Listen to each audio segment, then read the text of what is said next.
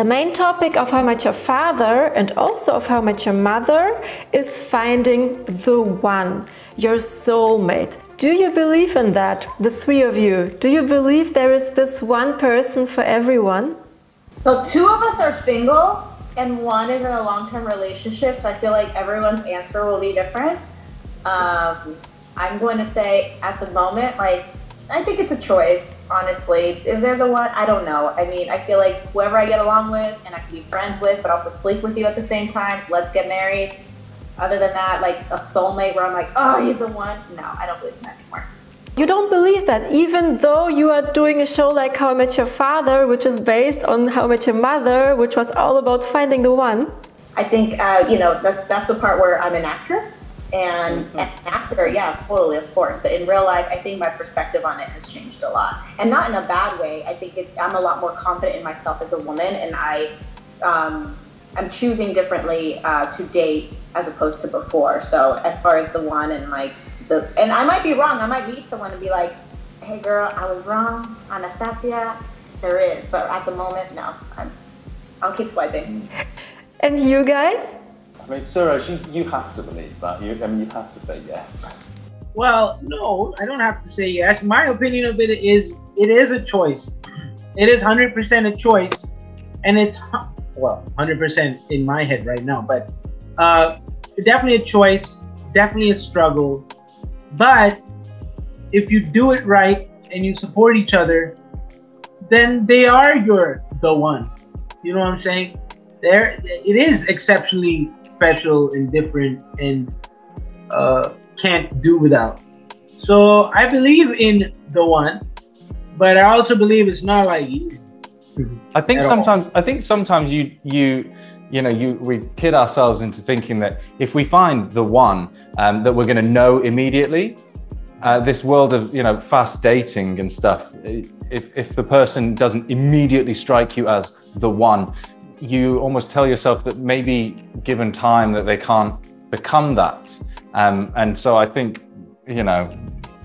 do I believe in it? Oh, the old cynical version of me would say no, but these days I'm a little soppier and I probably do. But I don't think that it's as easy as just knowing. I think sometimes it does take a bit more time. Let me add to my answer. The reason why I don't believe in it so much is I feel as women, and I can't speak for males because I'm not one, when we feel like we found the one, we're trying to force it to work.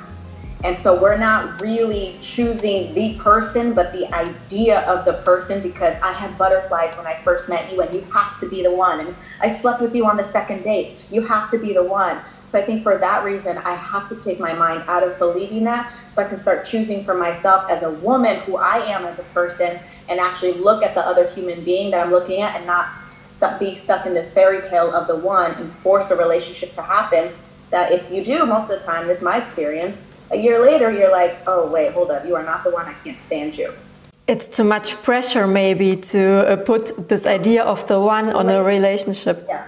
Tom, Charlie did walk away from generational wealth and he moved across the ocean just to be with Valentina. Why did he do that?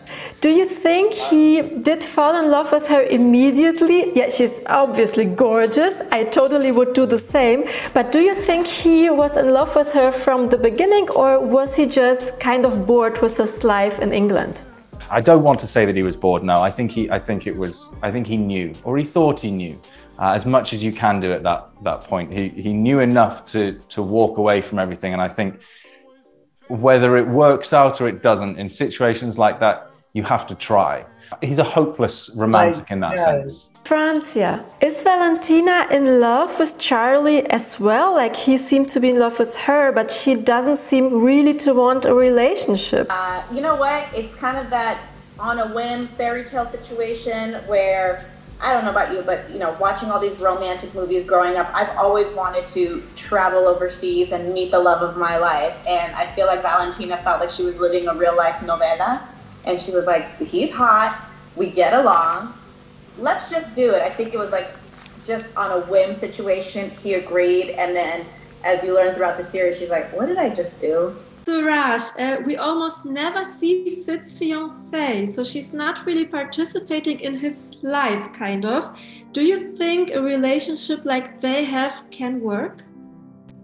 Yeah, I think, you don't have to do long distance forever, but when you do long distance, it's not going to be easy by any means at all. But I think it can work, man. I think at the end of the day, it's like Bob Marley said, like, I don't know exactly what he said, but everybody's gonna hurt you, but you just gotta find the one that you think is worth suffering for.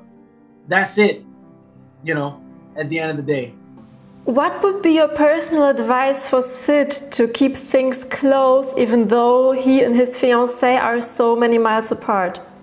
Don't get so obsessed with work that you forget the life outside of it. Thank you so much for your time. Thank you so much. Thank you. Bye.